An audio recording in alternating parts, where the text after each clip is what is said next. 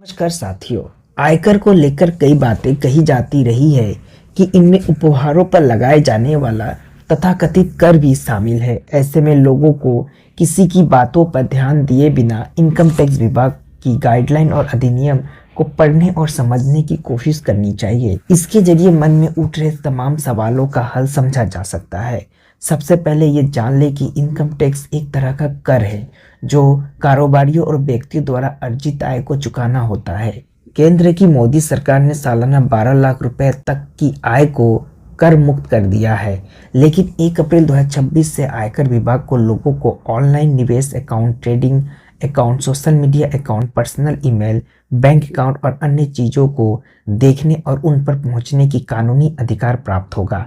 हालांकि ईमानदार tax payers को इससे कोई दिक्कत नहीं होने वाली है, लेकिन आयकर विभाग टैक्स चोरी करने वालों के खिलाफ सख्त कार्रवाई करता नजर आएगा। बहरहाल ऐसे लोगों की एक लंबी सूची है जिनके मन में माता पिता द्वारा उपहार में दिए गए पैसे पर कर लगने के बारे में सवाल है।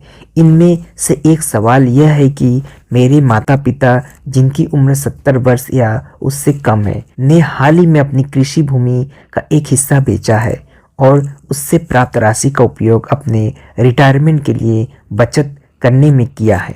इसके अलावा उन्होंने मुझे 20 लाख रुपए उपहार में देने का फैसला किया है। ऐसे में अगर मैं अपने माता पिता से यह उपहार स्वीकार करता हूं, तो क्या मुझे कोई टैक्स लायबिलिटी का सामना करना पड़ेगा? या मुझे उपहार के प्रमाण के रूप में कोई विशिष्ट प्रमाण पत्र या दस्तावेज जमा करने की आवश्यकता हो सकती है? सबसे पहले तो ये जान ले कि अगर आपके मन में इनकम टैक्स को लेकर कई सवाल है तो बेझिझक आप इनकम टैक्स न्यूज़ से संबंधित हमारी सभी खबरें पढ़ सकते हैं, जिनमें इनकम टैक्स रिबेट से जुड़ी कई खबरें प्रकाशित हुई है। इसके जरिए आपको सहजता महसूस होगी। आइए अब हम जानते हैं कि सभी सवालों का जवाब कैसे सॉल्व किया जाए।